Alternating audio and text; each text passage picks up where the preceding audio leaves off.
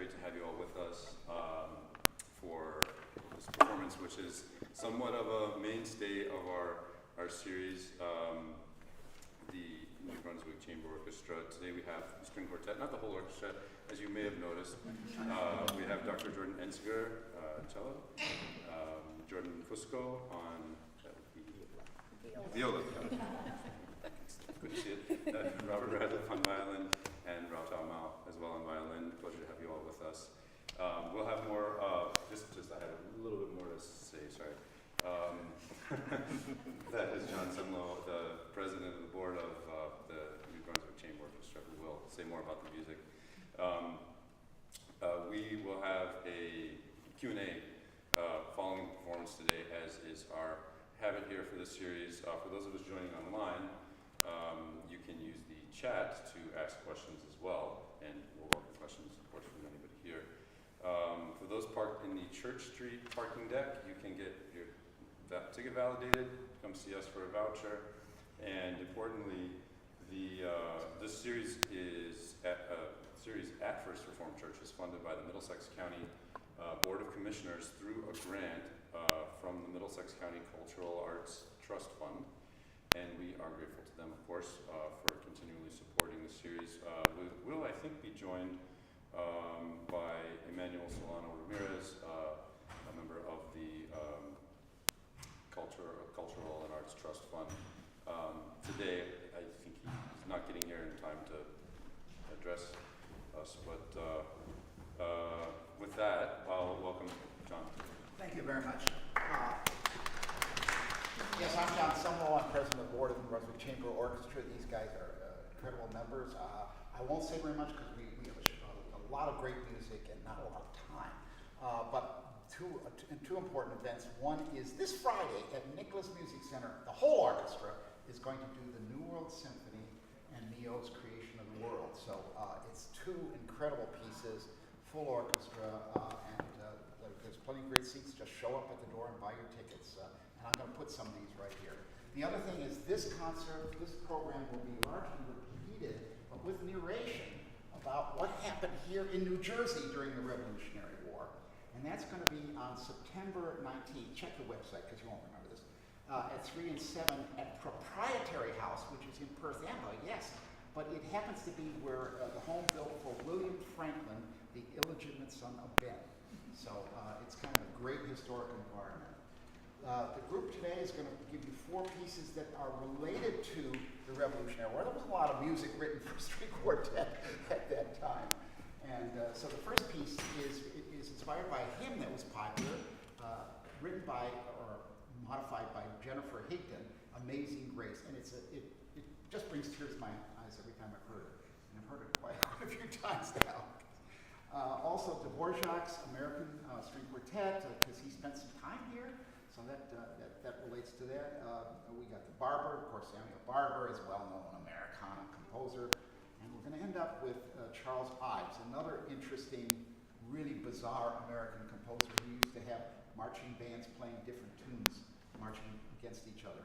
So he was very innovative for his time. So with that, New Brunswick Chamber Orchestra String Quartet.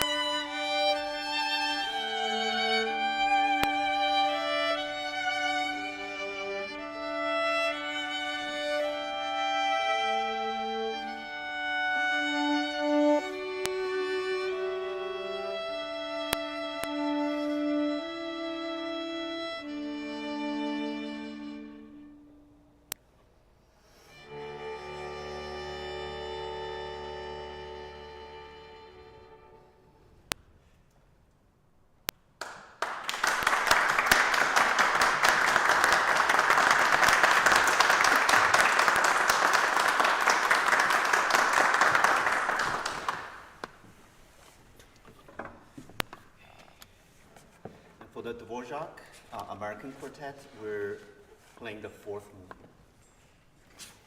Love to do the whole thing, but because of time, that will be half hour. So.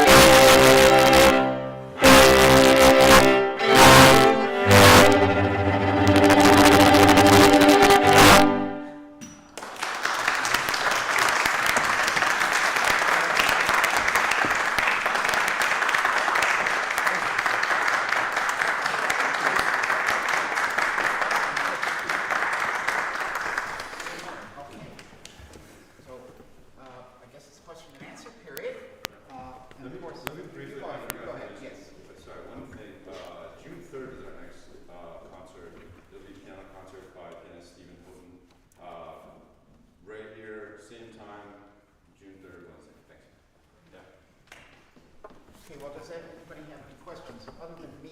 I always have a question. Yeah. My question is, well, thank you for playing. Yeah. My question is for the cellist. I notice you have two tuning pegs. How do you tune the other two strings, and what are they? I have a special little key that I put in my pegs so that it will turn, but it's basically just to give my head a little bit more space to move. Okay. Yeah. So. The two lower strings that are tuned with the key? Yeah, it's the two lower strings. That's right, that you can see. Yeah. Good observation. Yeah. How long have you four been playing together?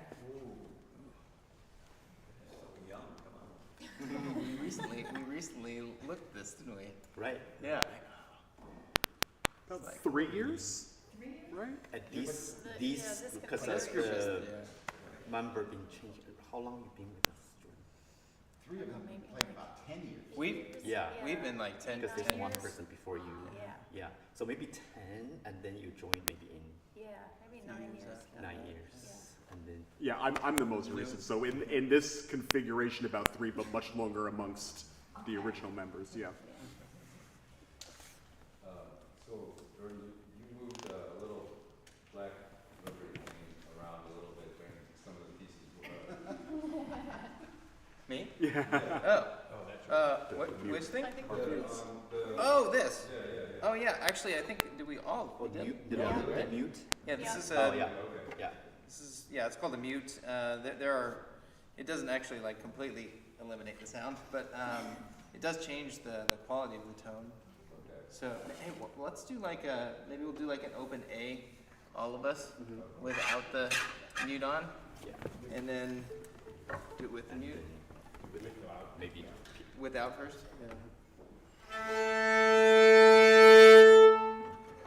Opening also. Yeah, just. The color. It's like a color. More yeah. color than volume. A little bit volume. There are different types too, but I think this is the most common one for Yeah. like Yeah. chamber and orchestral playing. So. Yeah, there's a practice mute can take off maybe 30% of the sound. There's another metal one, maybe 50% of the sound will be gone, Yeah, volume-wise. very soft. Yeah. But for performance, And that's for smaller spaces, you don't want to blast it so much, or is there another? Well, there are indications in the usually music. indicated by the composer Yeah. for special color. Yeah. Yeah. It's like the left pedal on the piano. Right. Yeah. Yeah. Exactly. Mhm. Yeah. You need a little. Yep. Yeah, sure. Yeah. I didn't catch the names of the composers of the second and third compositions that you played. Okay, so the second one is by Anthony Dvorak, Okay. and then the third one is by Samuel Barber, American composer. How can you play the barber without crying? Oh, Very different. great piece. Yeah. Yeah, yeah, I couldn't listen to it without yeah. crying. I know. It's Yeah, wonderful. I think a lot of version you heard like in movies, in the Vietnam, Good Morning Vietnam. I think most of versions, chamber orchestra will be more people. Yeah. Yeah, but string quartet has a little. It's not written as a quartet, or It's no, originally it's quartet. it is. It's the second movement of a quartet. Just, Yeah. maybe that's what was so, yeah. Yeah, it's a slow movement. Sorry. I feel honored to Yeah. have heard it too. Yeah, it's honor to play that every time. It's definitely more intimate in the quartet setting in Yeah. the chamber. Yeah, there are other movements in that quartet, but this one just got so famous. So a lot of times performed by itself. Yeah. Yeah. Yeah. I've heard this program a number of times, and I'm really curious. What is the hardest piece you guys play in this tonight? Of this one? afternoon? What was the hardest, most difficult, challenging, whatever? In this, I don't know, it's hard, each piece is hard in I mean- different ways, like Barber. Ives is most technical, but like, Right. but Mhm. I would say Ives takes the most rehearsal because the poly meter and then polytonality, and then individual part is also challenging. yeah, there are just a couple of spots where rhythmically it gets very, very intricate.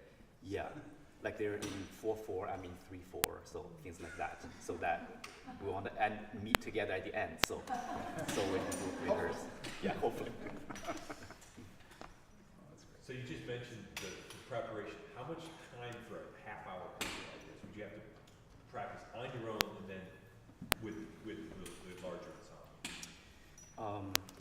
Yeah, on my each person practice on their own, numerous hours. And then if just these 4 movements, if we start from scratch, it probably need 2 full rehearsals, like 3 hours Yeah. for just this material, just for this yeah.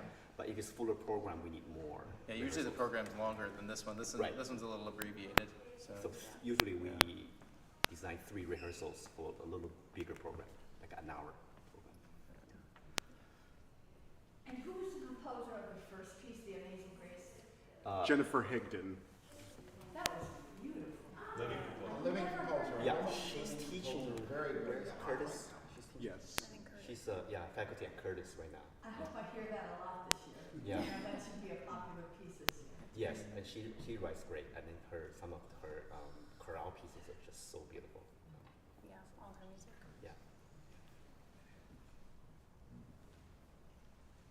Well, I don't think we have any questions from the, okay. So, yep, not to cut it short. Okay, so let's once again for our